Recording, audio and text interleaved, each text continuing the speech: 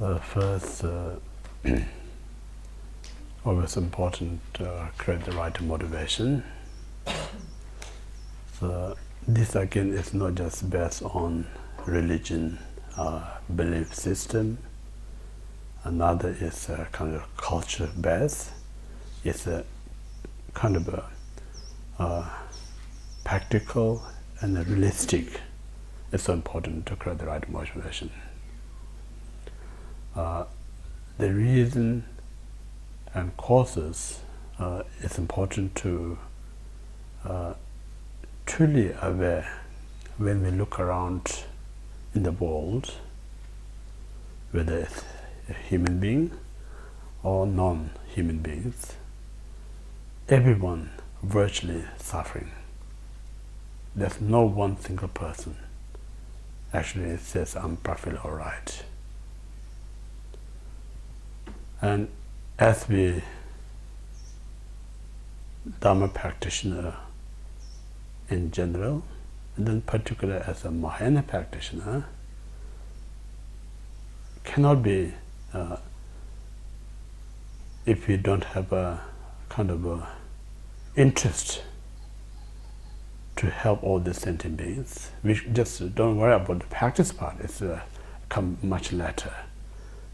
We need to have a certain state of the mind to develop, but at least we have some interest to help all sentient beings. So, and from there, it's kind of this dawn of the Mahayana path when you start interest. Still be long to go to really see the sunrise. Yeah.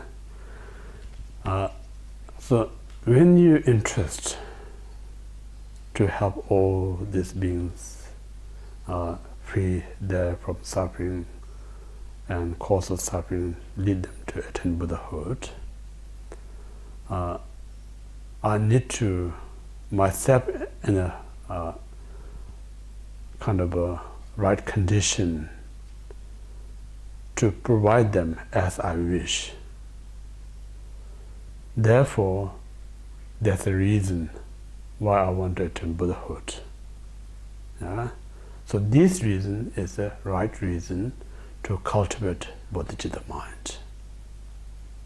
Why I want to be Buddha. Yeah? So based on that intention, then you listen to Dharma, or read Dharma, discussion about Dharma. Everything part of the practice. It's not just study. Without having genuine interest, then nothing is a practice. It's just intellectual study. So this reason is so important, because we all know time is precious, life is precious, but this precious life and time is very limited. We all know that.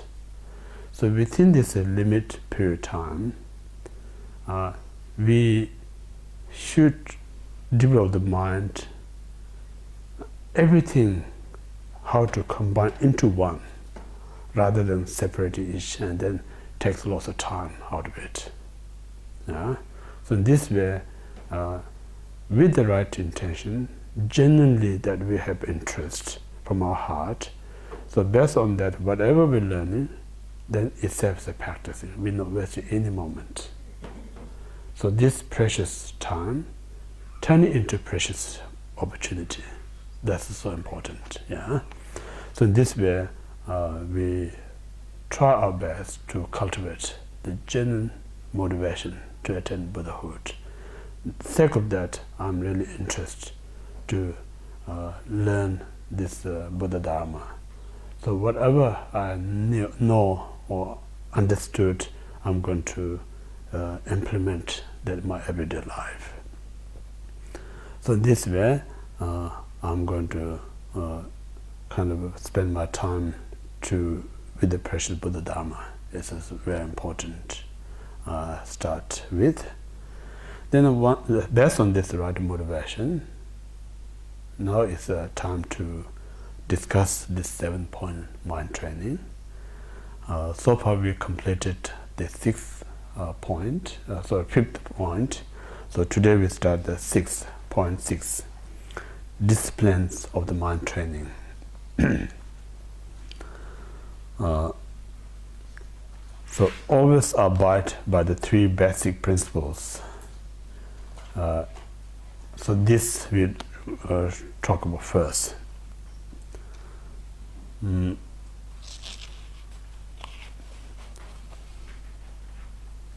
Abide really means like I'm going to train 3 principles. So what we talk about the training 3 things is the 3 vows. We call the Patimoksha vow, Bodhisattva vow, and Vajrayana vow. The vow is the path. If there's no vow, then there's no path. Nothing can attain any state of say arhatship, bodhisattva state, and Buddhahood. Impossible to attain, because without path, the result not going to be attained.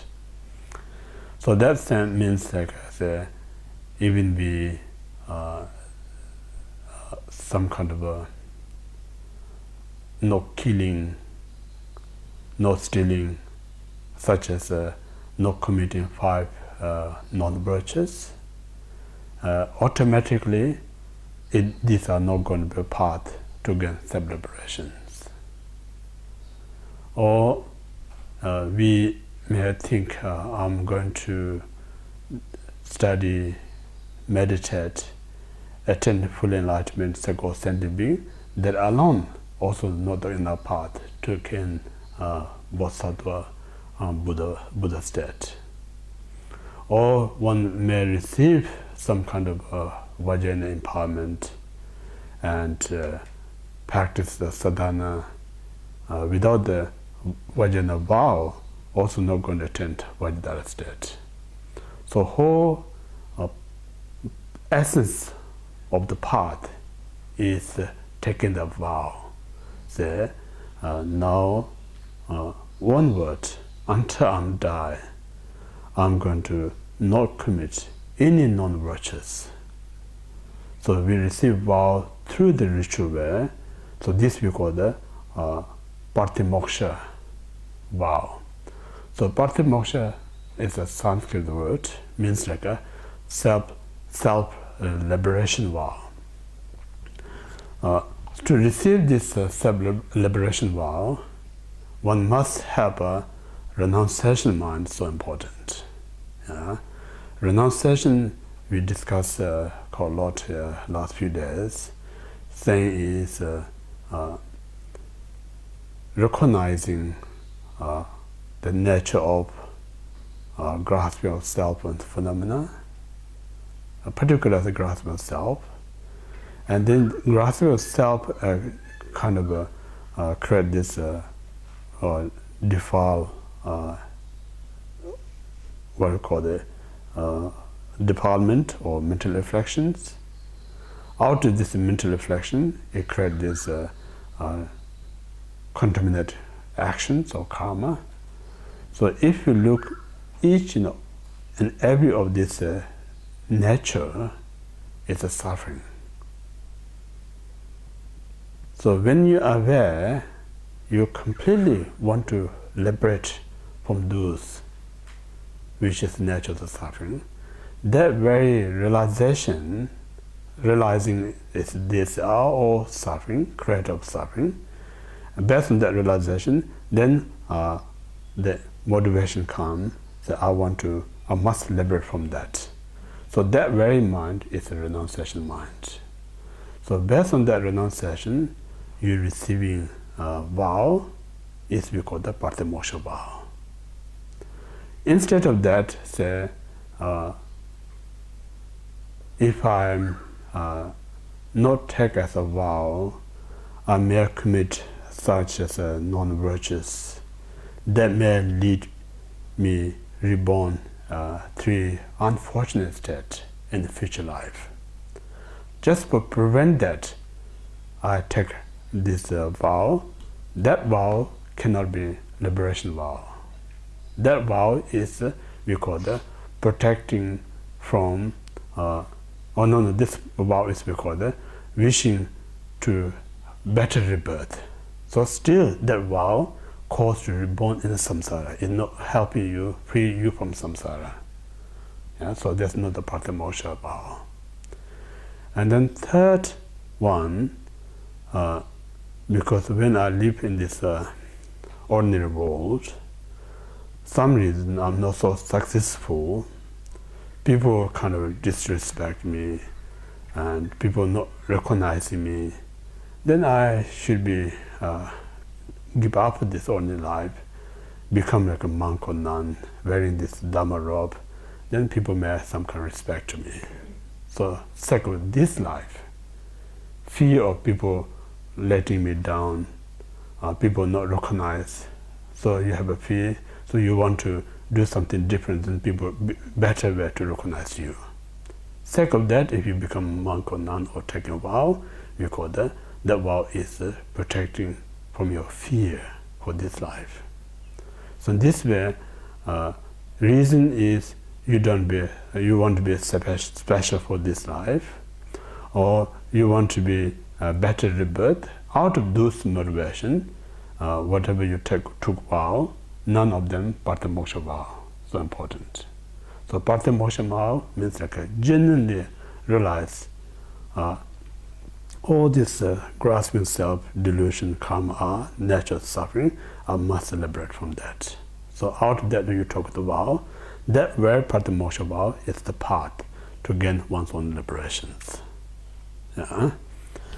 Then second, on the Bodhisattva vow, based on this renunciation is so important. Without the renunciation, you can unable to have a Bodhisattva vow. So it means like the Theravada pretty much based on the self-interest. Mahayana is understanding of everyone who fail to aware, grasping self, delusion, karma, cause it's kind of suffering nature. Rather, some of this is the pleasure nature. So now I want to attain Buddhahood to bring them into the Buddha state. So out of that motivation, then you're receiving Bodhisattva vow. There's two lineage. One, both came from the Buddha. One is we call the Manjushri, two such as the Tibetan master Sakyapa tradition. You can say it's a more like a Madhyamika or middleware traditions. And another lineage from Buddha to Maitreya Buddha, Asanga. So in this way, we call the mind only school tradition Bodhisattva vow. So it doesn't mean both is equally important. So one need to receive this Bodhisattva vow from the teacher who uphold this vow. So in this way, now you're committing rather than having intention to attain Buddhahood. You're committing now onward, I'm going to practice this path to attain Buddhahood, sacred sentient beings. So through the commitment, you receive the vow, receive the Bodhisattva vow. So that very Bodhisattva vow is a direct path to attain the Buddhahood. I'm not saying sacred sentient being, you do virtuous things, it's no cause to attain Buddha. I'm not saying that. This intention is not direct cause to attain Buddhahood. Indirect can be a cause to attain Buddhahood, because if you're just having intention to attain Buddhahood, sacred sentient beings, that idea keep alive, then eventually one day I may be ready to receive Bodhisattva vow. So that motivates us to lead in that directions. So in that sense, just having intention to attain Buddhahood, sacred sentient being, and that purpose, whatever you do, meritorious deed, are indirect cause to attain Buddhahood. So direct is moment you receive Bodhisattva vow, then that's the path to gain enlightenment. beside that bodhisattva vow, there's no other path to attain Buddhahood in a Sutrayana point of view. Yeah? And then the Mantrayana vow, there are so many, special highest one is Anuttara Yoga Tantra. So Anuttara Yoga Tantra, we two main practice. We call the process of creation and process of completions. So that means like a process of creation is the method to free this ordinary concept, because the most reason Vajrayanas are much more powerful, instantly you transforming all your thoughts, such as what we're saying, what I'm seeing this place, I don't look this as a ordinary house, rather I see this place as a celestial mansion, mandala itself. Then every being that I'm going to see, none of them I call the six realms or formless realms, rather I'm going to see them as a deity, fully enlightened beings. Just transforming your ordinary perception into this extraordinary perception is we call the mantra, the process of creations. And then again, as our human habit, some point, even we have this vision, seeing as a celestial mansion or enlightened beings, and then we get attached on that. So the moment you get attached is the main obstacle, path to gain enlightenment. So in order to overcome that, then talk about the process of completions. So process of completion means like when you look in a mirror, you can see your reflection very clearly in the mirror, yet it's not tangible. So same way, everything that you experience, you have this awareness, but none of this truly exists as we perceive.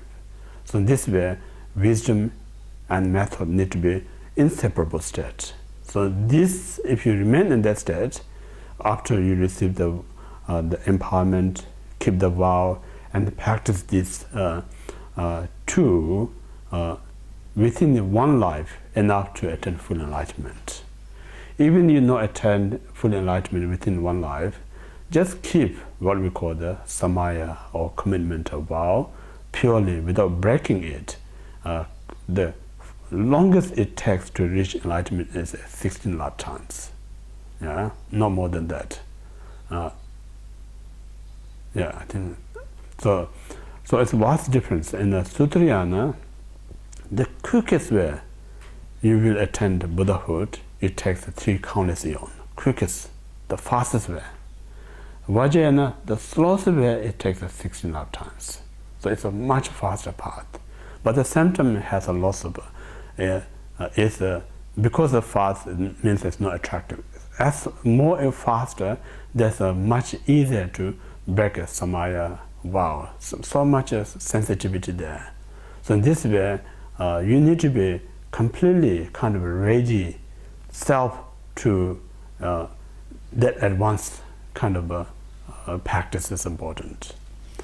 So these are the 3 we call the principal vow in the Buddhist tradition: Pratimoksha, Bodhisattva, and the Mantrayana vow.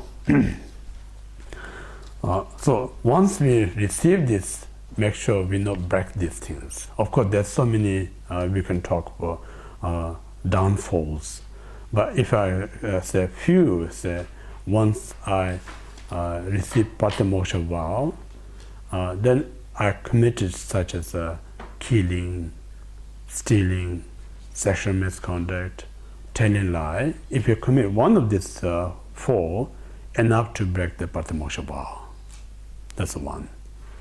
Once we took this Bodhisattva vow, then sometimes you may have a difficulty with someone, or 2 or few.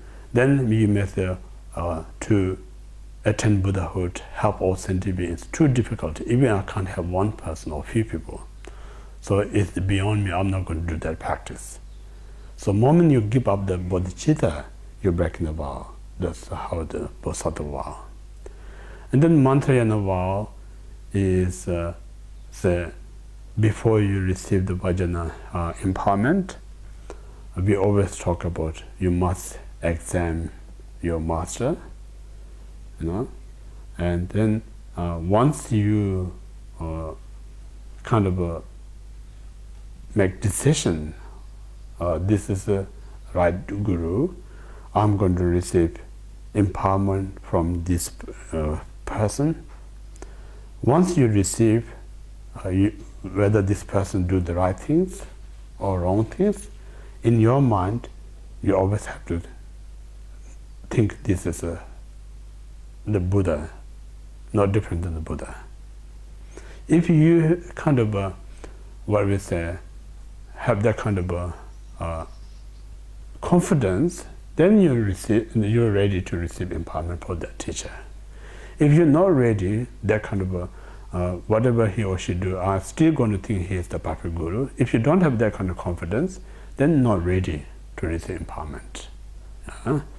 So once I receive empowerment, afterwards, some reason, I say, oh, this guru is not really good, I'm regret about it. The moment you have that negative thought towards the guru, you're breaking the vajana vow. That's one thing. Another thing is not maintaining as everything that we see as a pure object, everything that we have thought, the promoter mind, everything that we see at the mantra, if you're not keeping that, also breaking the vajana vow. So in this way, easy to take these vows, but we need to know how to maintain is very important, not to break it. Yeah. So in this way, the three principle training means whatever vow that you took. So those vows very important, not get transgression or downfall. So just looking after this vow is the mind training. So looking after means you're not looking after someone's responsibility. What we're looking after is one's own path, the path that leads us, the liberations.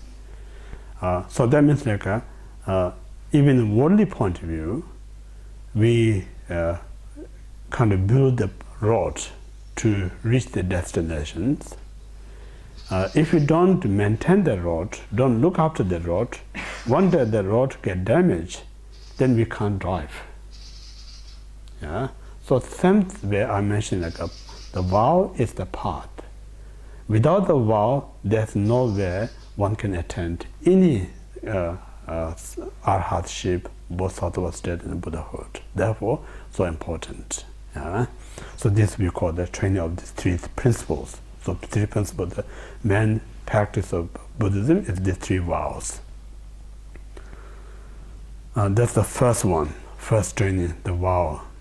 Now, second training is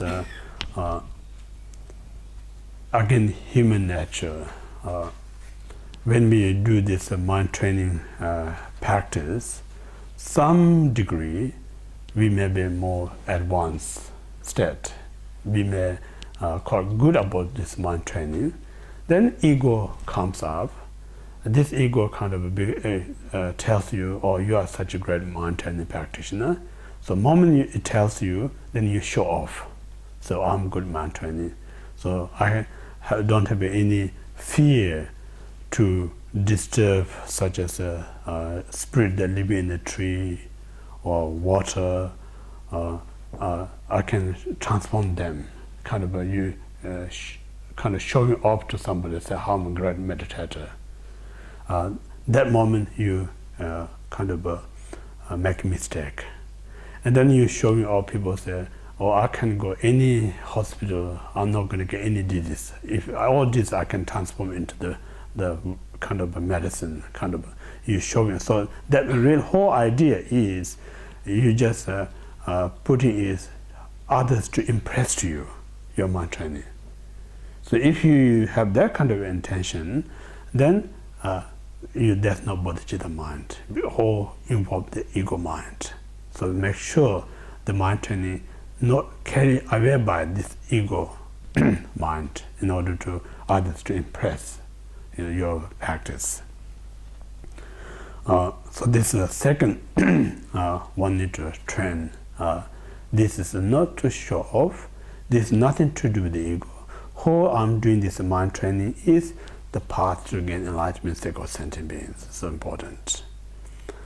Then third training is we need to train proper patience or tolerance.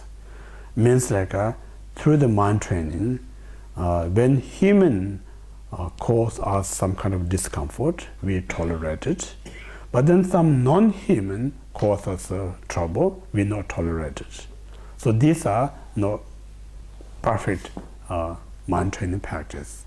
Because the object of mind training not saying certain beings. Object of mind training saying all beings. Yeah?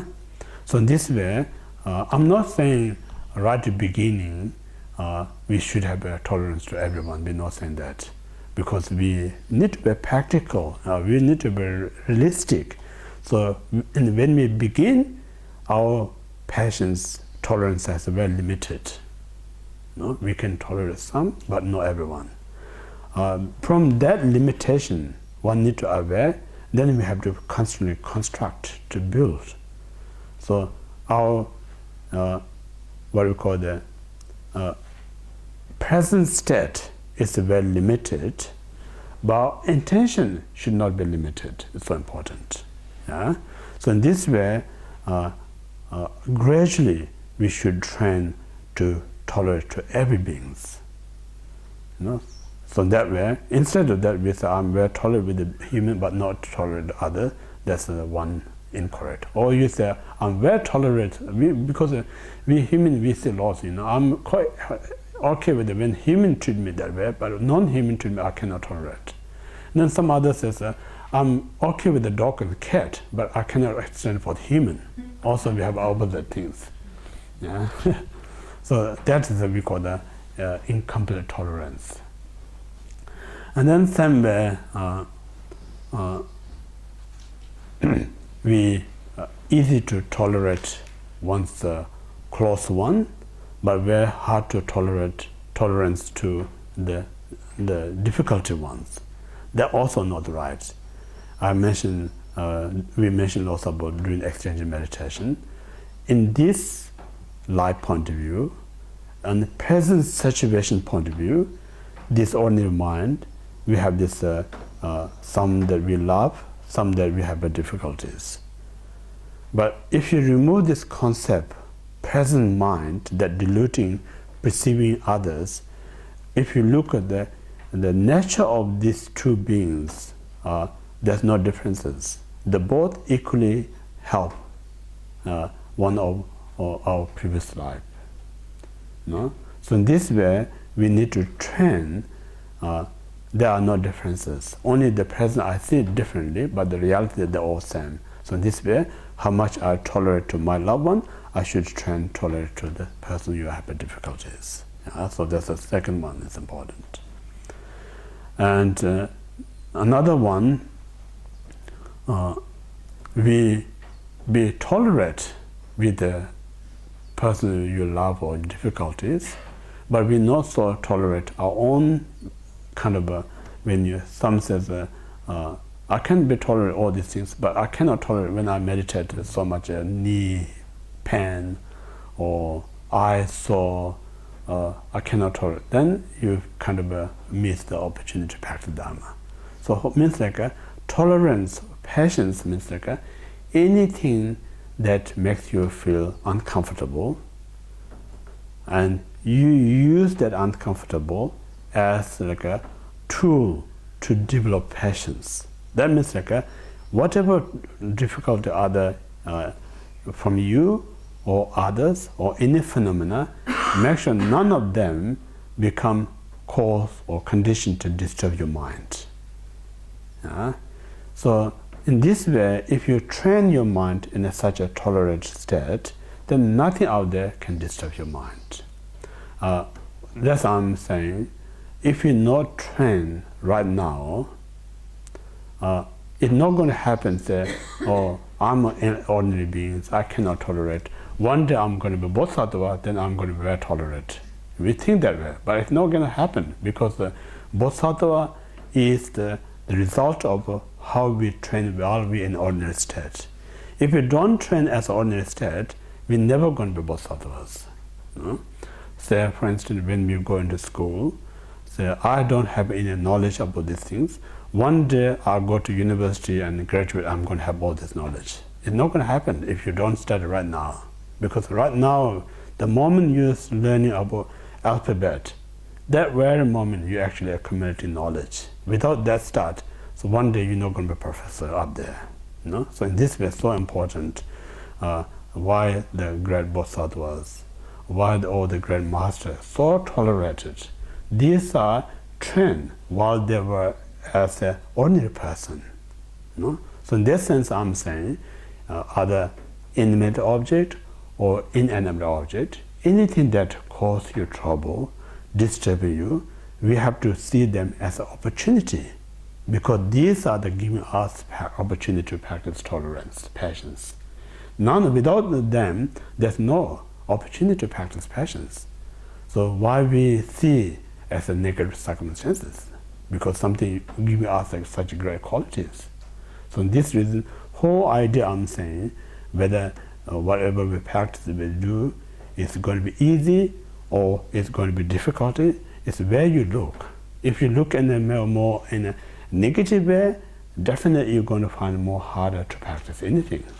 If you look in a more positive point of view, nothing is a difficulty. So it's this reason we need to, I'm saying, when we meditate, we try to readjust, kind of organize cushion. Because if the cushions are comfortable, then it makes our body be more comfortable to meditate. So same way, to practice Dharma, we need to rearrange our mind, not just be stubborn, not be fixed. Look around, say, what is making me comfortable? So if you can arrange your mind to be more comfortable, then practice much easier. Even in most difficult circumstances, if your mind arranged in a positive way, then it makes it very simple, your practice. So that's the reason so important. So whole what we talk about practice, I mentioned a few times, it's not training of the physical, it's not training of the verbal, it's not training of intellectual. What we're training is the emotion aspect of the mind, the feeling, the heart is a bit training about that. That's so important. So in this way, we train the tolerance. So this is the, I think, second one, yeah? First, vow. Second is practice tolerance.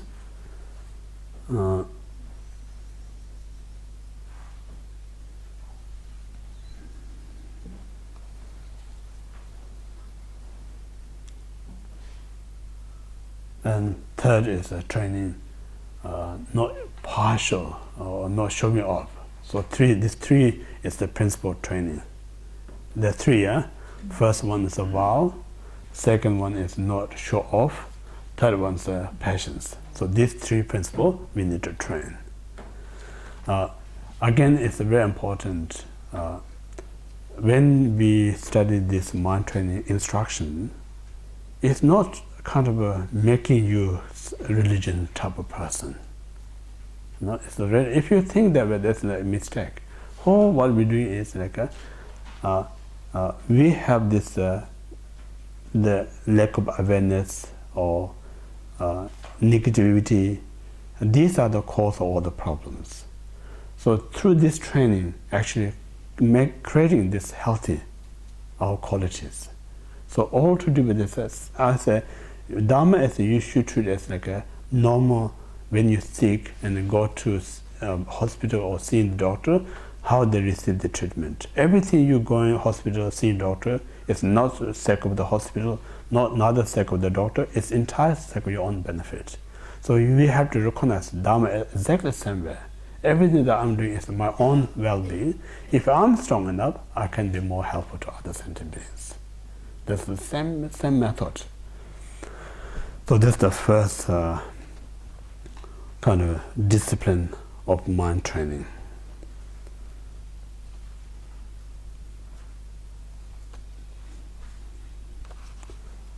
And now next one,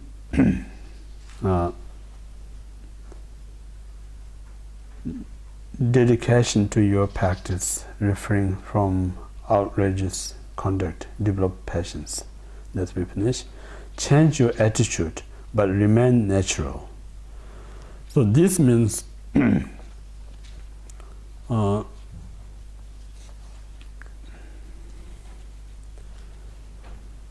again, before we start mind training practice, our kind of ordinary state of mind is cherishing self more than cherishing to others. Everything that we do is for me all the time. Yeah. Yesterday we mentioned the I or me is so powerful. Wherever you go, the moment you just spend a few hours, within that short period of time, you have so much idea of this mind, this my space, this my kind of time, or so easy to kind of grasp all these things. So that's the ordinary nature of the mind. So this very nature of the mind, the expert like a Buddha, expert like a Bodhisattva, discover the source of the sufferings. No?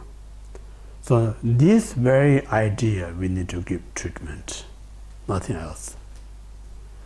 For instance, when you have some kind of a cut in your forehead, for instance, yeah, and then you put the cream in your hand, yeah, it's not going to fix this cut because you put it in the wrong place. So if you want to heal a cut in your forehead, you should put cream under the forehead, not the hand. Yeah? So similarly, what we're saying here is we have a lot of suffering. The suffering that we experience created by this cherishing to self, but we're not putting any cream to that self-cherishing mind, but we're putting cream somewhere else. So it's wasting all these buckets of cream you put on that wrong places. Just wasted your time, wasted all the money that you bought, but the wound is still there. Even get worse and worse, because the more you put, you get a pinch your pocket, you know, I spent that much money, still I'm not suffering. So it brings you more suffering. So this reason, I always say that we as ordinary beings and the Bodhisattvas, there's no difference whatsoever, because Bodhisattvas want to be happy, we want to be happy. In that sense, there's no differences. But the difference is, we want to be happy, fix the suffering, but we not recognize where actually the point. The Bodhisattvas found the point, and they're fixing that one. That's the difference between. Makes sense or not? Yeah? So in this way, now this teaching is really helping us to really cognize or recognize what's the really source of the problem. Source of the problem is that cherishing to self. Yeah? So this very cherishing to self is the nature of ordinary mind. So based on that, what we need to say here is we need to change that. It means like you cannot change overnight or a few weeks or months. We at least recognize that one, and then based on this awareness, we be mindfulness, and then whenever we have opportunity, do slightly good things other, change a little bit our way of life. So in this way, here saying, sometimes people, when come to the Dharma, it's kind of more, you can say, hypocritical or pretending. The mind is still is a source self-cherishing mind, but then you tone of a voice change, it looks like a bit gentle. Your physical expression is a bit changed, looks like a very noble person, but mind hasn't changed. That's no point at all. Point here is we need to change this mind. be more softer. You remain as your speech, physical action, you're very outspoken, it's okay, just leave it is. If you're not so friendly expression, it's okay, nothing problem with that, just leave it. What we need to change is our mind. Be more kinder to others. Think as others are equally important than me. So mind change is more important than physical appearance. Just again think about some great yogis. They're straightforward. They're kind of not going to make any nonsense. Saying nice things, do nice things makes you happy. They'll be honest. Then if you go to a consumer world, they say nice things to you, polite you, but the mind is smelly. You know? So this reason in the Dharma saying, of course, if you can change all these three, it's great. But if you can't change all, at least the most important is the mind, not the vocal, not the physical expressions. No? Physical expression and vocal, these things come later. When your mind become more positive, naturally change by itself. Yeah? So this we talk about the second one, change your attitude, but remain natural. Means attitude means like a mental attitude. Change. Then remain means like you remain your body expression, vocal expressions remain as a normal. So that's what we call the advice or discipline of one's mind. The next one, don't talk about injured limbs. So this means like when we kind of a judgmental type of mind, you know, say someone kind of doing wrong things, then you gossip about that. You know, someone who has a little bit what you call the disadvantage, then we're looking down to them. And in one sense, I say, in the West, culture point of view is better in that sense, because everyone's kind of polite, and the discrimination is something serious in the society, so they're very careful where express something negative about. So that is very good in Western culture. But in the Eastern, so kind of excited when they found something problem out there. You know, the first thing they're going to talk about, they found about the negative things. So that's a very bad culture. You know? Then that's the only the more when you start together as an entertainer, talk about bad things about others. Yeah? So as a mind training, what we're saying like we should aware and mindfulness. These are breaking the commitment, because of what we're saying. Right at the beginning, we generate love and compassion and the develop bodhicitta. We said, I'm going to attain Buddha cycle sentient beings. Now, where I live is a completely opposite where I cultivate the motivation. You know, I'm telling all the bad things about the others. So what kind of bodhisattva, if you really think about it? No? So in this way, what I'm saying, we need to be a little bit different as a practitioner and non-practitioners. So when we try to be practice, at least we need to be aware these are the mistakes. We should be mindfulness, should not be committed. If somebody is saying these bad things, don't be upset, don't be angry, rather be compassionate to them. You know, this is very important.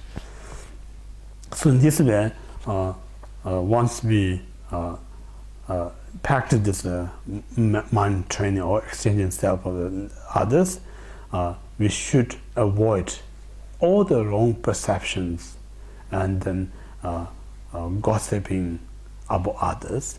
Instead of that, we try our best to train, say pleasant things. You know, show some kind of love. So if you try that way, then we are maintaining this mind training. So this again is what I'm doing is a sake of my own benefit, because the moment you talk about negative things others, that very moment it disturbs your mind. Moreover, it's creating a habit of these negative things. Then you just enjoying to talk about this negative one after another. It's become habit. Once you have a very strong habit of these things, very hard to stop these things. So, and out of enjoyment of this negative activity, negative chatting, we've done a lot of damage ourselves. So why we do or commit these things? Completely lack of wisdom and mindfulness. So therefore, so important. Even though we enjoy saying negative things about that, we need to aware as a poison. When you take it as a sweet, but then later it can cause you sickness. So this idle talk is like a poison. It seems like a sweet, but it brings you bitterness later on. So that's where we need to be very mindfulness. So that's one. The next one, don't talk pleasure contemplating others' defeats. This means we should not look others' faults. Means like everywhere, whether human or non-human. The particular, the person in the Dharma path, we should not look at any faults for them. It's so important. Of course, I'm not saying, sometimes what we are saying is two different things. As we know, if you don't see or look others as problem, then you can't help others. If you think everything's perfect, how are you going to help others? That's a different story. What we here saying is like just looking or searching someone's problem as a general and particular Dhamma practitioner. Then when you find out some faults, use that as a weapon to attack that person. So this is a mistake. It's important to aware. Other than that, say, I want to help this person as a general sentient being or particular Dhamma practitioner, and then you find some problem, use that as the method to heal that one rather than harm that one. So in that sense, it's okay to find out someone's mistake. For instance, I say two type of doctor. One doctor who knows about the person's problem, not giving treatment, telling everyone, make embarrass the person. That's the wrong doctor. The second doctor who knows what's the problem, not kind of display it to everyone. So I know that person, I need to give according to the treatment. So this is what we talk about. We should not look for others' faults and use that as a weapon to attack the person. Because you may succeed to attack that one, and you not gain anything. What you gain is like more negative yourself. So in this point of view, when you see someone's problem, imagine or think about my incorrect perception, impure mind, seeing that way. But the reality, the person may not have that kind of problem. So in that way, don't kind of be negative to others, So this is my negative. Other than my negative mind, this person hasn't got that problem. So in this way, it will not go further, and that disturbs your mind. That makes sense? Yeah. Now next one, don't ponder others, or don't pleasure complete others' weakness. Another one. And work with the greatest defilement first. That's in 27. Work with the greatest defilement first. This translation is not so good. So this thing is to offer treatment to yourself. Yeah? So because we as ordinary beings, we have a lot of faults. There's no need to doubt about it. Yeah?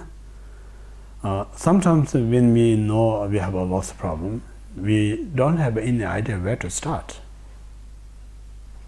Then that kind of a little bit put us out. Say, I have so many problems, I don't know where to start.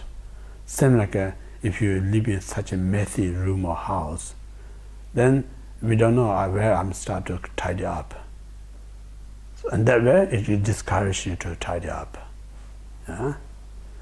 So now here saying, you don't need to concern everything that faults you have. Just think about the which one is the strongest one that really cause you bother, cause you problem. You know? Don't worry about small things. Sometimes I think about people who are so detailed, whether it's good or bad, but miss the big point. It's no point. We really have to address the big issue.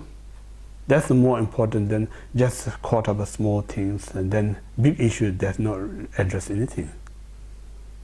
That also exists in our society, or also exists in our individually. So in here, kind of advise us, don't worry too much at small detailed things in the beginning. These are the finishing part, finishing touch. But what we need to really concern is the day-to-day that really cause us a negative.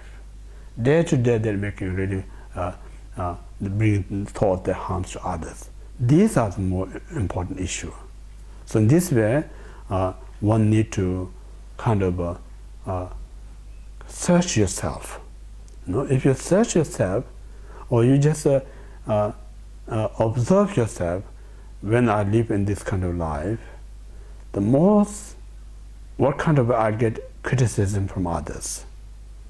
You know, most what kind of I get complaining from others.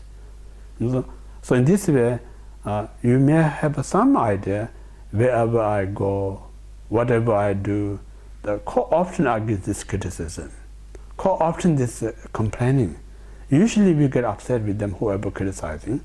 But in the Dharma says, people who criticizing is no different than your own doctor. It's no different than your own spiritual teacher. Really teaching you something that you not recognize yourself. So in this way, one have some idea. Everyone kind of criticizes this, I must have this problem. So this problem, if you tell everyone to shut up, they're not going to shut up, you know. So only way to shut them up, moment you kind of stop this personality, the negative personality, then nothing to complain about you, no, nothing to stress about you. So this reason, I have to stop myself before I ask the others to stop. They're not going to work. So in this way, so important to search, and then the biggest one, we should work with that. That's really practice, the true practice. No, true practice is, I mentioned, to free our delusional mind, our faults, our mistakes. Any one of us, we can manage to minimize that person really doing the practice. Instead of that, I'm chanting millions of mantra, then same time I have this so much arrogant, difficult personality, hard attitude, nothing is practicing. No? So this is so important. We say, when you practice, we usually say, make sure it's like acupuncture. Just putting needle in your body is not going to fix you. No? You need to find the point. So if you find the point and then put the needle on that, it releases the pressure.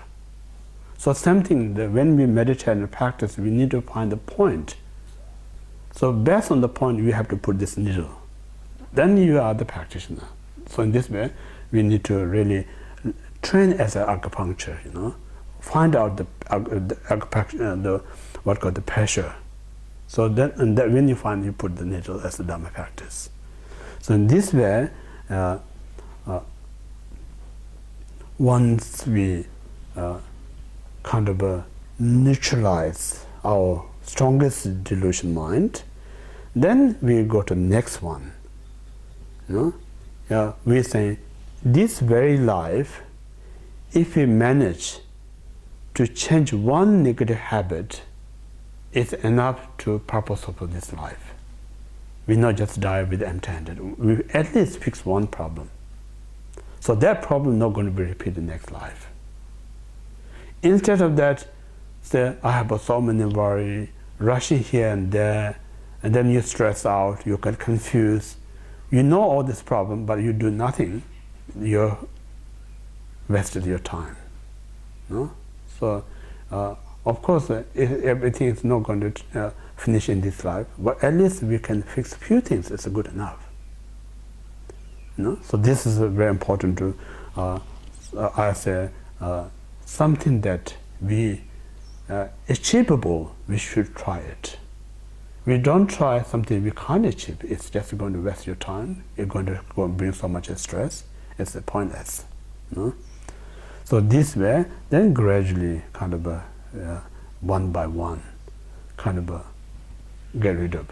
Then eventually, because what they're saying, delusion has an end. It's not kind of endless things. Only it's endless if you don't do anything. It's never going to end. If you keep kind of apply antidote, there is a time to be end, because many previous Buddha attained that state. Many Bodhisattvas end this delusion. Then we also have the same. One day there's end to the delusion mind. So in this way, sequential, by one. So this we talk about. Now next one, abandon any hope of fruition. This means when we do mind training, it's not right to expect something going to attend this life. It's not right to expect next life I'm going to attend by this mind training higher birth. It's not right to think through this mind training I'm going to attend self-liberation, because again this exchanging self and other is a Mahayana path. So Mahayana path is to attain Buddhahood, sacred sentient beings. Beside that, if you expect something benefit of this life alone, or next better rebirth, or self-liberation, then none of them Mahayana path. It's a mistake. You should not expect anything.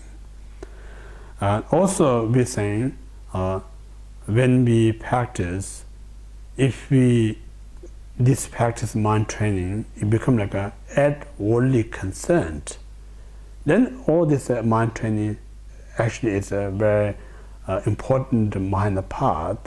It becomes like a worldly path. It's the kind of what do you call that? Instead of upgrading your practice, downgrading yourself.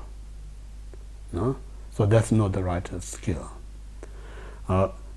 Sometimes we're saying study and contemplation Dharma is very important, because if you study and contemplate, it helps you to richer your knowledge of the how things exist, the conventional absolute phenomena.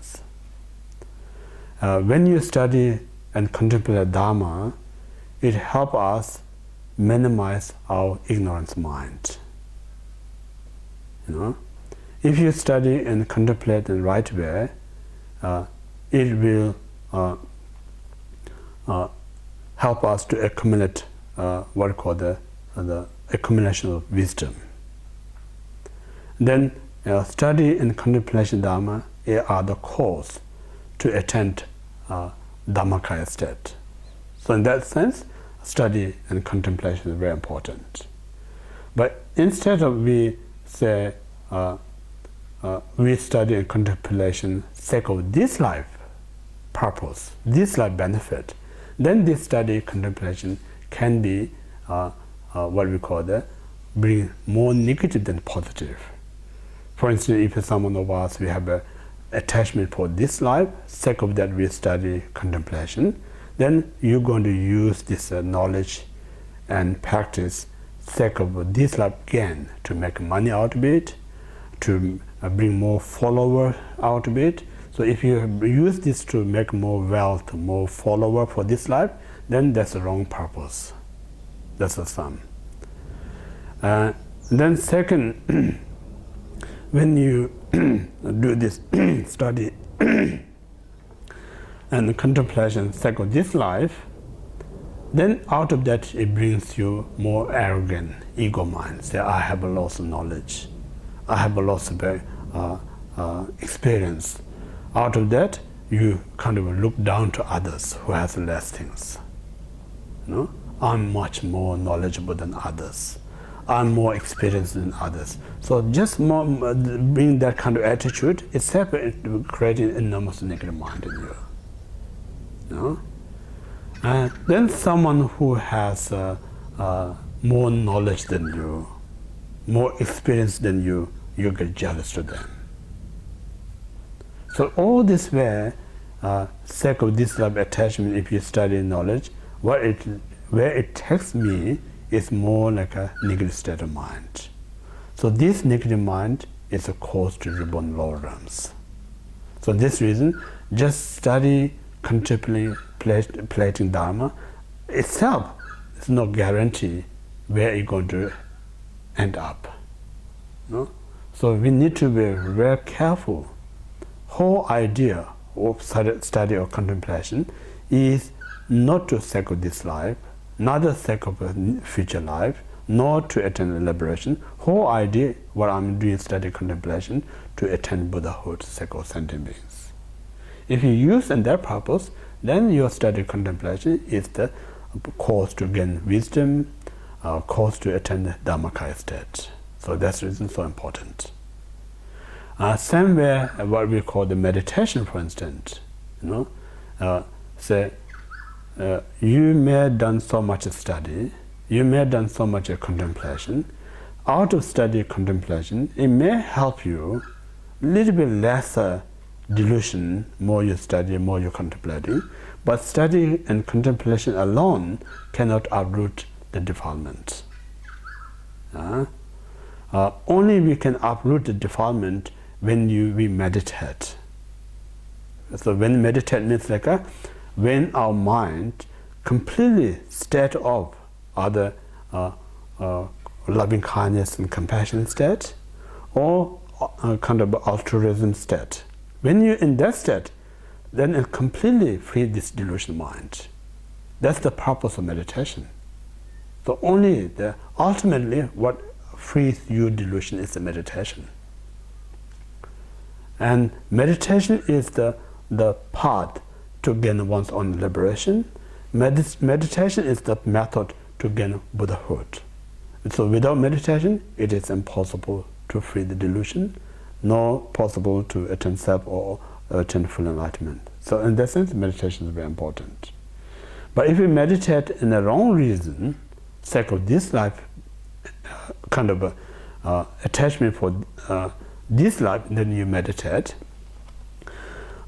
This meditation, when you meditate, if it's successful, you're going to develop this ego. Say, my meditation is better than anyone else. So that meditation contribute to develop the ego mind. Yeah? And then when you meditate, I mentioned yesterday, physically you may sit in a correct meditation posture, but mentally you're really not meditating. You just act to show off that someone impressed my meditation, because where you sit for hours, but your mind in no meditative state. So that's the wrong reason. Like some people who can sit hours just for show off, nothing to train their mind. It's an unnecessary torture to self. Then sometimes it creates a loss of negative out of it. And then the same way, this person going to criticize someone who study, someone who contemplate, it's just wasted. That's not necessary whatsoever studying contemplation. You just meditate. That alone is all right. So people who study contemplation, they're more criticized. So in this way, if you meditate in the wrong way, or wrong reason, or wrong motivation, it's more harmful than benefit. Yeah? So in this way, the always, whether we're doing the right thing or not action, is a motivation. You know, it's so important. So in this reason, we constantly have to be vigilant our intention. We're constantly vigilant what reason I'm doing it. So constantly you need to correcting yourself. If you're not correcting yourself, because I'm saying our habit is come as a disguise. You know, disguise. They are really enemy, but they come as a friend. So this also stated by Ayadeva in the 400 stanzas, saying when anger arises, we know instantly it's harmful things us, but the desire comes, we don't recognize it's a harm to me. We think it's come as a friendly. But the most what we say, how often we victim of anger, how often we victim of desire. If you really kind of investigate, we become more victim of the desire than anger, because these come as a disguise, as a friendly. But then it causes so much harm to us. You know? So in this way, what we're saying, best way to taking care of oneself, we need to be vigilant what things come in our mind and investigate.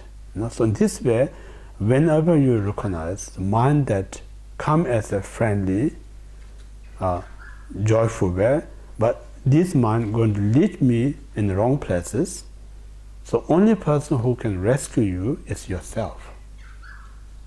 You know?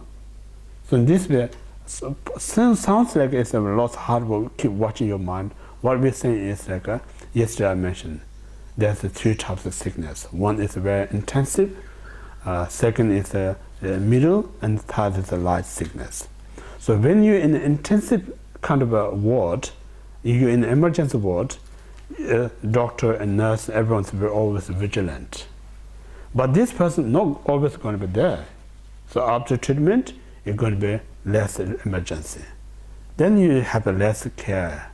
And then one day you become normal patient, you have much less. So in same our mind, when we come into first in the Dharma, our mind is very emergency word. We need to constantly watch. You know? Constantly watch, constantly vigilant this mind. Then through that way, mind get more healthier, then we don't need that much vigilant. It's naturally more healthier. And then one day we become more experienced practitioner, we have less vigilant. So we think that hard work and only in the beginning, not all the time. Yeah? So same thing, we, as I mentioned, like 3 types of patients, we need a 3 requirement treatment. So similar, our mind has 3 stages: beginning stage, intermediate stage, and then more advanced stage. You know, so this is 3 stages. So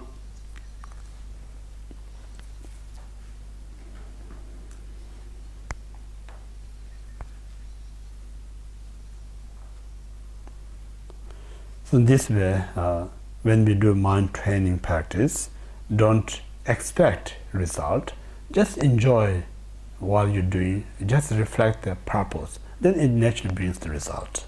You know? Now next one, don't get caught up in how will be in future, stay in the present moment. That we finish. Abandon poison food. This one, so when we having healthy food, that help us to maintain a healthy body. But then this very healthy food mixed with the tiny poison is enough to harm your body. Yeah? So similarly, bodhicitta is healthy food for the mind. If you take this bodhicitta, it will lead us to attain Buddhahood. But then, when we practice bodhicitta, we think bodhicitta is something truly existent mind, and through this practice, one day I'm going to attain truly existent Buddha. If you have that kind of a concept of truly existent, that very mind is the poison mind. So that very mind not going to help you to liberate, rather going to keep in the samsara. So samsara is nothing but mind that grasping truly existent. Within that mind is all suffering that exists. That's what we talk about samsara. So free to samsara means like we need to recognize the phenomena are lack of existence. When you recognize that, there's no grasping any phenomena, that very moment you're liberated. That's what we call the nirvana. Instead of that, we're grasping bodhicitta is really existent, Buddha is that very grasping mind is the samsara. So that bodhicitta not attaining Buddhahood. It's just still in you think I'm doing great, but your mind in the samsara state. So in this way, with the concept of a truly existent, this very healthy bodhicitta turn into poison. So we should not be grasping the bodhicitta as a real existent or Buddha's real existent. It's important.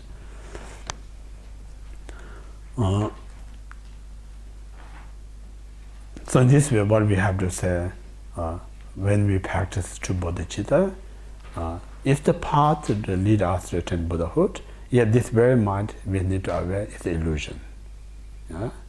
It's an illusion, it's like a dream. So dream like a path, then one day we're going to attain dream like a result. There's no kind of ultimate result. So conventionally, what we say when we say, I'm going to attain Buddhahood, this we're only referring in a conventional state. We're not talking about an absolute state. Because in absolute state, nothing to attain at all. We only talk about the conventionally, when you do practice, we're going to attend. So conventional, what we practice is the illusion part of path. So this illusion path, we're going to attend one day illusion state of the Buddhahood. So this only talk about convention. Absolutely, there's no path, nothing to it, because it's a pure concept. Now next one.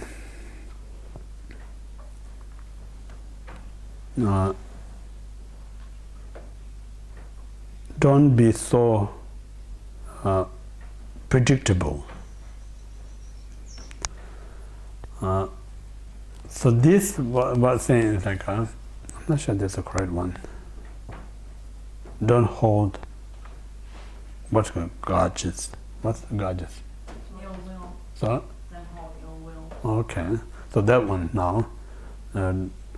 Don't hold grudges. This one talk about. This means how we defined, say, good guy or bad guy. Good guy means when the person in a difficult circumstances, or this person needs help from you, some of his or her life, and then you provide all the support, make the person overcome that challenge and difficulty, back to normal. So now this person become very successful, and he or she never forget your kindness. Always remember, oh, you are so kind. When I'm in that situation, you the person came, give me a hand, make me good. So this we call the good guy. Always remember the kindness to others, to a person who kind. That we call the good guy. Bad guy means like when you're in a difficult state, you ask all this help, you got all the help, you success. Then one day you're so successful, the person who helped in a difficult state, you not helping at all. You completely forgot. So this we call the bad guy, even in our human society.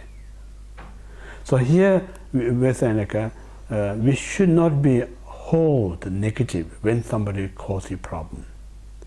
It's not healthy. Or not healthy means like if you just hang on that kind of thoughts, only going to harm to yourself.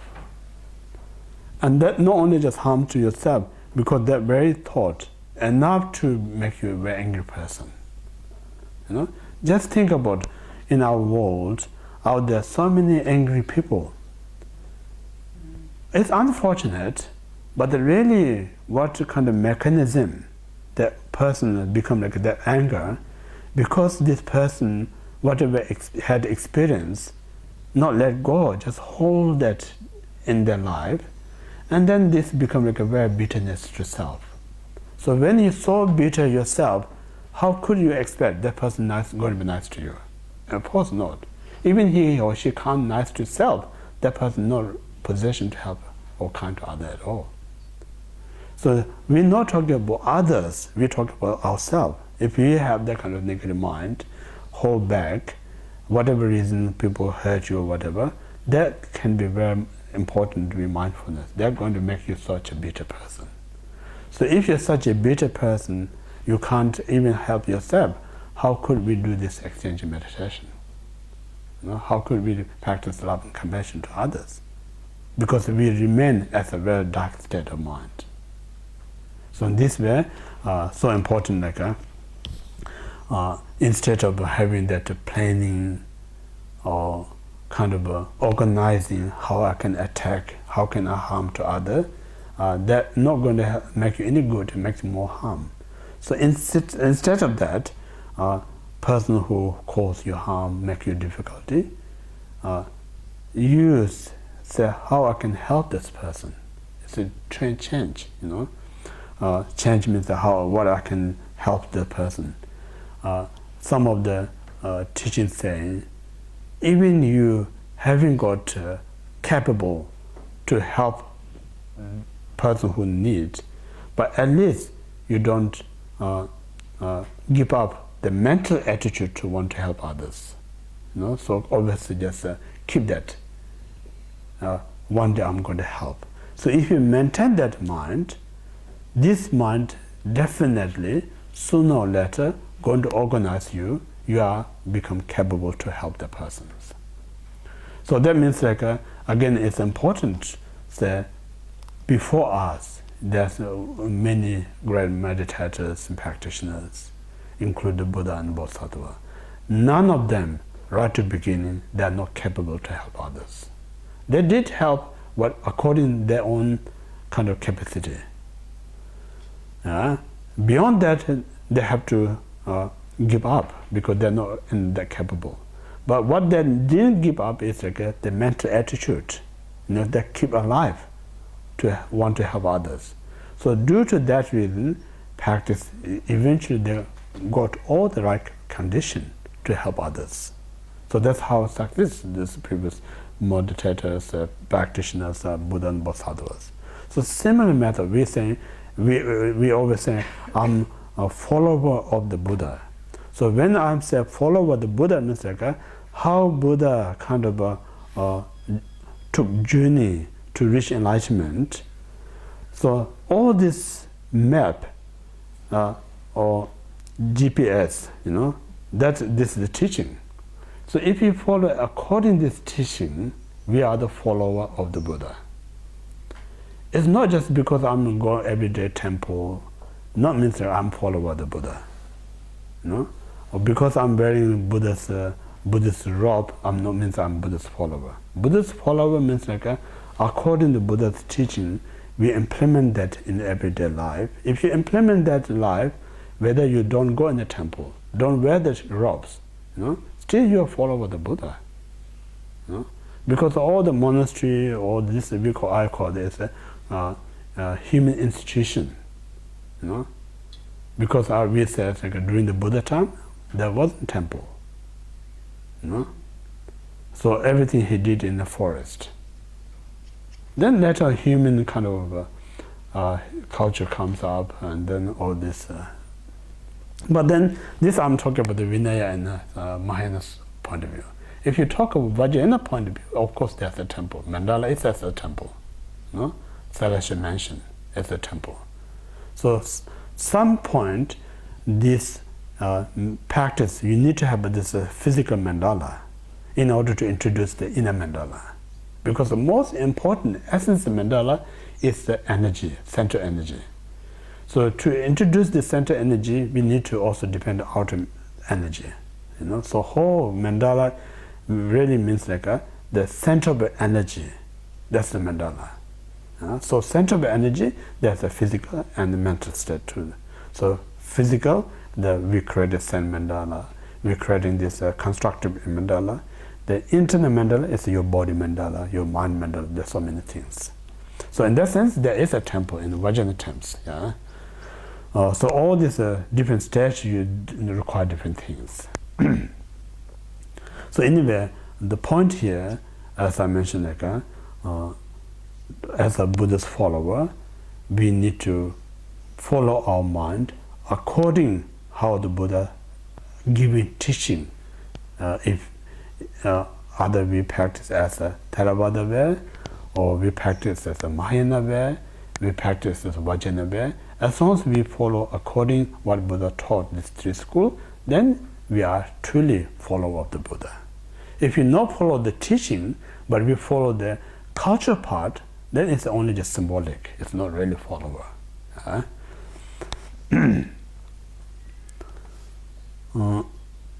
Okay, now next one.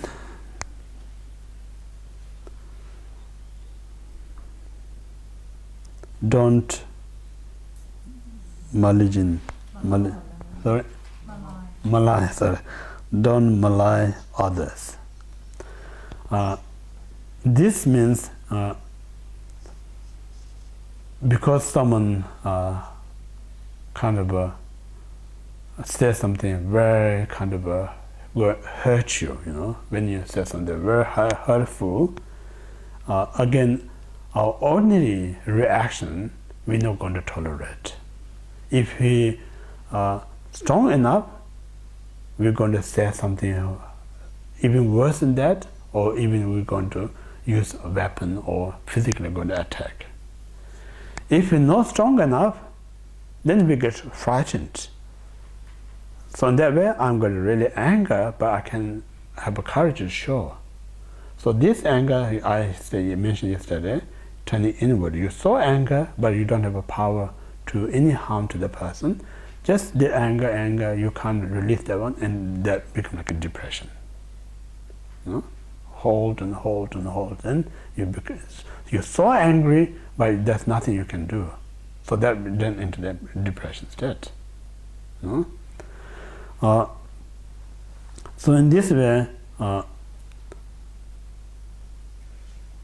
so that time need to what we say we don't kind of take opportunity as a don't take kind of wait for opportunity to revenge. Yeah, it's very important. Instead of that, you should be more kind to the person. Yeah? So it's kind of again, what it's good to say. We look into two options. It's important. Yeah? The first option, when somebody says something that you can't bear, unbearable, very hurtful. As ordinary, I have mentioned, we're going to either get hurt the person, or we're going to anger to self. That's the first we're going to respond. So that one is the right kind of method to deal with that kind of circumstances. Or second one, that one is very easy to do it. Very easy to do it. We don't need to do any plan for that.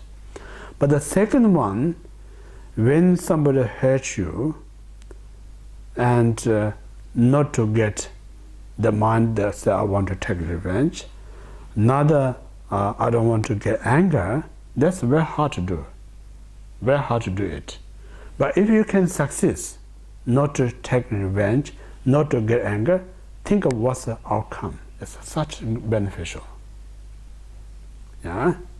So in this way, it's good to more give time to not to think about what he or she did to you, rather think about, if I don't act, what I'm going to get out of it. If I act, what I'm going to be in that circumstances. Just give a little bit of time to reflect this too. So when you reflect this too, you're going to say, if I don't react, I'm going to be not disturb myself. So that's more beneficial than I act and disturb myself. That's one way you can think. Another way, here, not specifically mentioned mind training, my logically can say, think about, without the cause, without the reason, this person is not going to use this such a harmful word that's going to hurt me. There must be a reason. The reason must be either I did something wrong in this life, or must have done something in the past life. So the moment it's hard to accept, if just accept this one, that moment it's burnt out seed, the negative seed, negative karma. So that's a more advantage. So all this kind of reflect. Then if you have that kind of mind kind of frame, much easier to not react. No? Not react instantly. So the moment you not react, it's going to be very hard for you because somebody hurt you not react. Then time goes by, you feel good because I'm glad I didn't react that way. But the moment you react and maybe feel good because I've done something, then later on you feel regret out of it. No? So this way, say which one is more wiser? Instantly react, make me feel bad afterwards, is wiser, or I don't react to feel bad hard, but later on I feel good. No? So this way, so in this, what I'm saying, to train is not simple. We need to repeat 100 times. Within 100 times, 50 maybe fail, 50 may be successful. You know, this type of we need to really have to plan such a kind of it takes a lots of energy, lots of effort, and lots of time is important. Without that, we say, oh, this I just learned this retreat, you know, I can easily going to happen. If you expect more than what we call the reality, then when you know success, you're going to say, oh, this is not working. So the moment you think it's not working, you're going to have more chance to give up. No? So this reason it's so important. Like dealing with the mind is not as simple, it takes time. Therefore, just sometimes it's good to think about Buddha himself. If a mind is simple, then why Buddha took 3 countless years to attain Buddhahood? No? So it's not as simple, it takes a lot of time. No? So even if we fail, at least I give time to try, it's also good enough. You know? Every fail is not makes you feel kind of failure. Every fail give you some kind of knowledge. Every fail give you some kind of experience, how to improve next one. So failing itself is a positive because it makes you success later on. You know? So that's really so important. So in this way, we should not repeat that. Repeat is not the way to end. It makes worse and worse. We're saying when your fire is burning, if you keep putting the fume, then flame get bigger and bigger. If you don't put the fume, no matter how strong fire, eventually going to be, if there's no fume, the natural fire going to be extinguished. So same thing, if you keep feeding negative, never going to stop. If you stop feeding, eventually it will stop by itself. Because if there's no cause, result not going to be there. That's how it works. You know?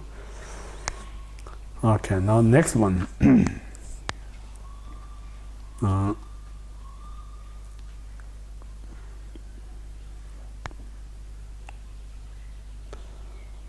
Don't wait in an ambush. So that one. So this one, say someone that cause you harm, so that time you're not strong enough, or you're not prepared, so you can't take revenge. But you hold that in your mind, so whenever there's opportunity, then you take revenge. That's a human nature, you know. It's very common in our human mind. But this mind, we need to know it's wise, again, or unwise. If you really examine, it's very unwise. Because say someone hurt me 2001, I was very weak. Still I'm weak. I may say 2020 I'm going to be strong. I'm going to defeat. All these 20 years, I just punish myself, just holding the mind. It's not wise at all. Then one day in the 2020, you're strong enough to defeat. Also, you're not winner at all. Now you committed enormous negative karma. So now you're giving other person, give me more challenge. So this person not going to wait and they're going to do act, and then you get anger. So in this way, it's very unwise at all. So even though it's a hard difficulty, just think about my karma. So now it's a finish. So I just painful, but I don't react. So I'm not going to repeat that kind of in the future. So in this way, it's hard to tolerate, but it's really beneficial I can manage. So another way, sometimes the Buddhism saying, this person is very kind to me.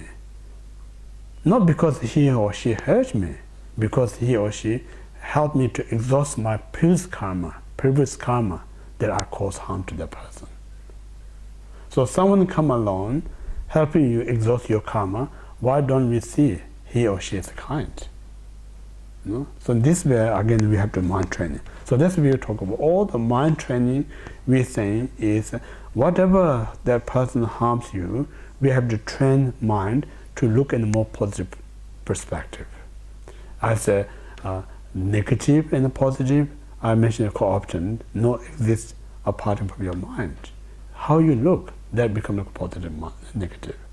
So if you can manage to transform your mind as a positive, that very circumstances, even that somebody hurt you, still can be positive. Because you're looking in a positive way. He or she helping me to exhaust my previous negative karma. So in this reason, you have to think everything is based on the mind.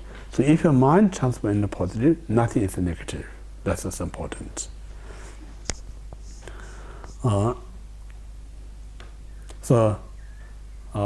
That's the one thing. Then even if you want to do better one, you more help to the person. Because you need to aware person who hurting you, that person is unhappy. So if you make the person happy, it helps him or her, it helps you. Because the moment that person is happy, you're going to stop. If you stop hurting, they're not going to stop you. The reason they're not going to stop hurting because they're unhappy. So instead of telling to stop, what I need to do is, I mentioned something again. If you're in a position make you happy, you just try to make that person happy. The moment he or she happy, it will naturally stop harming to others. If you're not in a position to make that person happy, then you can't do anything, but you mentally wish him to be happy one day. Never give up that part. So in this way, two things. One, the first is easy one is not to hold back whatever he or she hurt you. Think about this as my negative karma. Now it's exhausted. Then if you be more stronger enough, you not just say exhaust, you just help to the person to be positive. So this is the method of the mind training.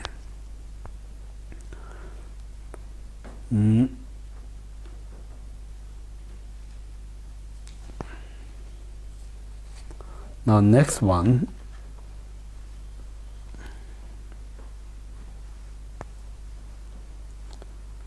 don't wait for others' weakness to show our attack. So this means, again, say some Dharma kind of practitioner who kind of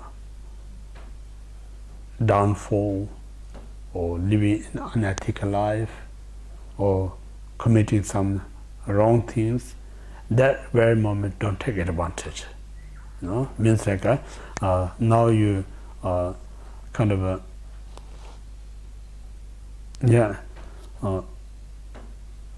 you don't use this weak point and letting the person down.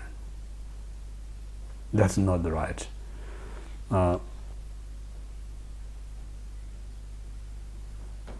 And should not say anything that makes the other persons harmful. If you do that, it's a break in the commitment. So that's a brief one. Now next one, don't transfer the ox load to the cow.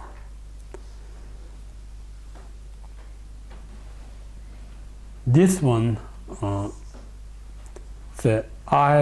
the person who did the mistake, and then somehow my delusion smart mind and saying, tricking others to escape your own problem, and then telling others he or she did it. Yeah? So this exists in our work environment. You know, sometimes I break some machine or photocopy or computer. So instead of taking my own risk, then I'm telling somebody else did it. Yeah, this is a common practice in our ordinary world. So this again is breaking the mind training samaya. So this, even you manage to escape because you're telling someone else did, but spiritual point of view, dhammic point of view, you actually committed enormous of negative karma. Unnecessarily, this person gets suffering out of it. Then the person who have a negative thought about that person creating negative karma. So it's not only just hurting one, affect entire the office actually. So that point of view, if I cause some kind of damage, it's be harmful, but it's good to be honest. I did this one. So in this way, at least I not cause any harm to anyone else. You know. So in this way, again, we talk about more like ethical life. But when we not live an ethical life, very easy to blame someone else one's own mistake. You know, so that's not going to help any at all. So this kind of we need to be mindfulness. The next one, don't try to take responsibility for yourself. It's not so important, I think. Just saying here, after we move to the next one. But here, just saying, sake of a sickness person, or sake of some kind of a person who not comfortable, mental or physical ill, or just doing some kind of ritual, just temporary benefit. I think it's not mind training. Mind training again, sacred to attend Buddhahood, sacred sense. So what he's saying, like a mind training is the heart of the minor part. So this should not use for small reasons. Yeah. Now next one,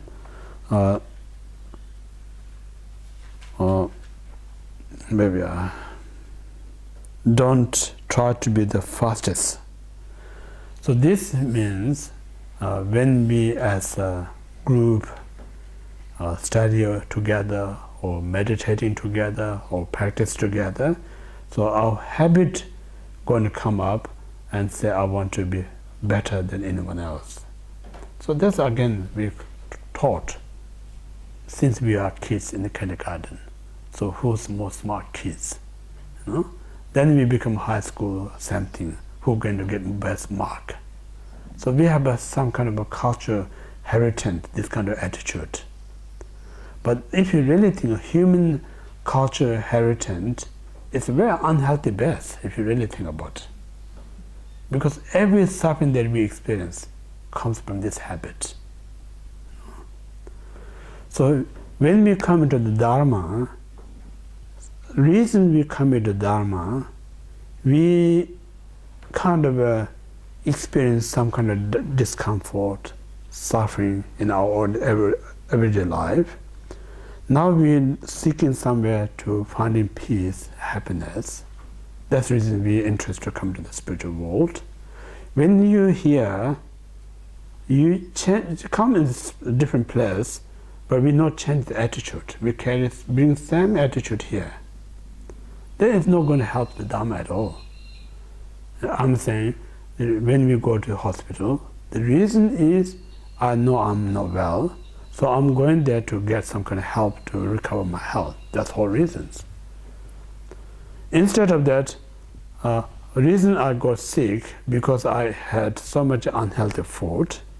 So now I'm go to hospital to get better to that health. Instead of just go hospital, carry with this junk food with you there. That's not much makes sense, you know, because this cause of sick and then you're taking with you this junk food in the hospital.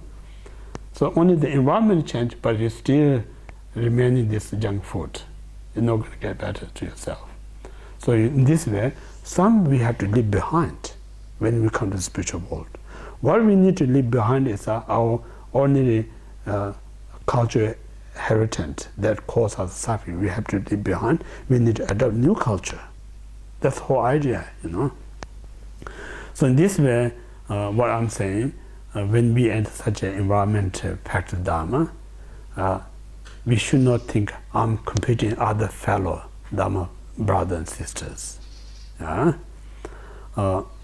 If we have that kind of mental attitude, say I want to be smartest students, I want to be the best meditator among all, then you bring this ego mind comes there. Even you are smartest in terms of study, or you may be most experienced in terms of practice, but if you compare to others, then ego best, they're not going to bring you happiness. Another form of suffering.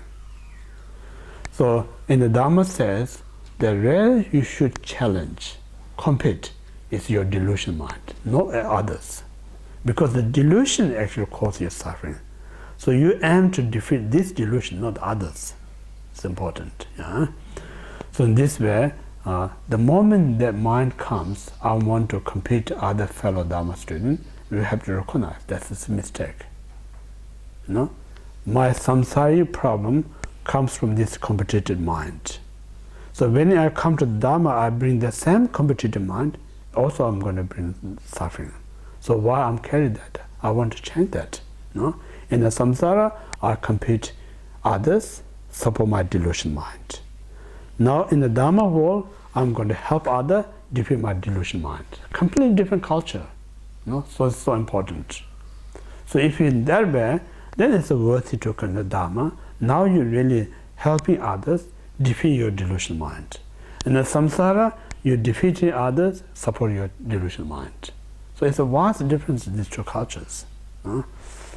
So this is the point. Okay. Now next one. Don't wait for other weakness to show the attack. Now we finished the one. Don't complete the others. Don't compete others. That's the same. Don't act with a twist. Do good deeds without scheme about benefiting yourself. So this, sure.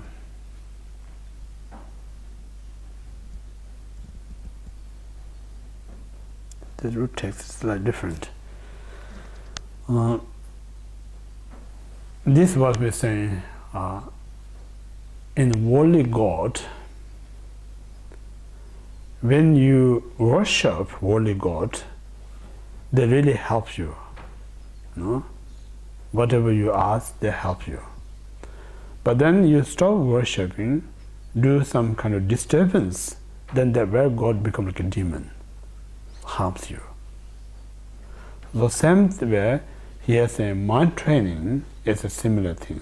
So, the purpose of mind training is to subduing grasp of self. Yeah? if you use this mind training, subdue, grasp yourself, it's going to bring tremendous benefit. Free all the delusion, karma. When you free delusion, karma, it frees the entire suffering. The power of the mind training meditation. But instead of that, when you do the mind training, think about, oh, I'm very fortunate, have this such a powerful method to overcome my delusion mind. But any other religion hasn't got this kind of a method.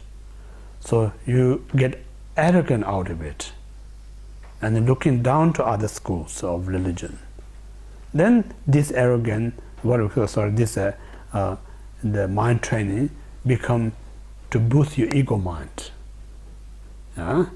The moment you have such ego, think I'm the best, no one else has, that very mind going to harm you than help you.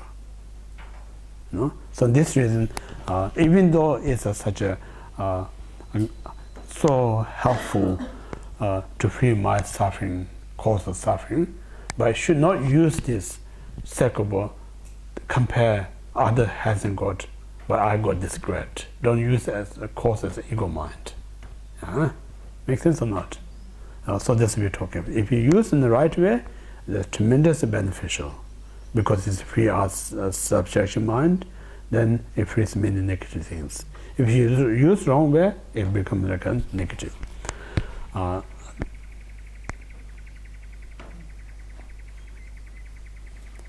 So we go one more, then we have a tea break.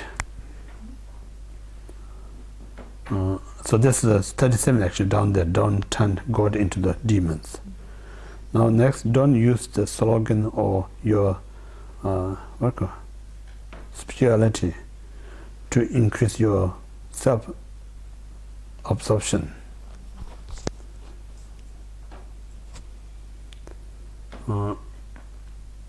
So this, what it's saying is,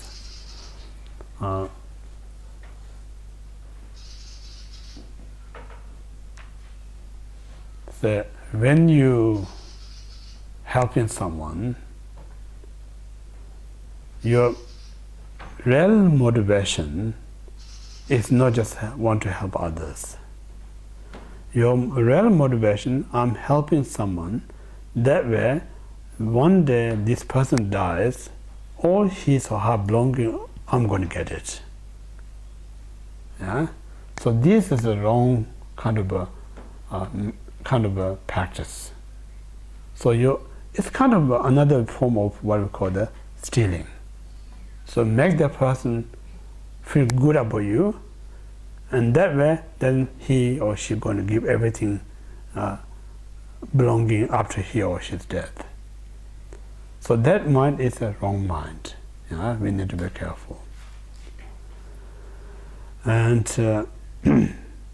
the second, that's one thing.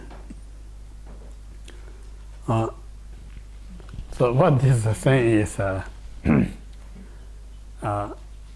because your intention is wrong, say I'm doing this, then when he or she dies, I'm going to get these things. So it really means like you're wishing the person to die. Yeah? That's the wrong thing. So instead of that, wish others be happy rather than suffer. That's the mind training. Make sense or not? Yeah? Not wish others to suffer in order to you get advantage. Yeah? So you sincerely wish others to be happy. So this we completed the point 6, the advice or discipline of mind training. So we stop here and then we do rest this afternoon.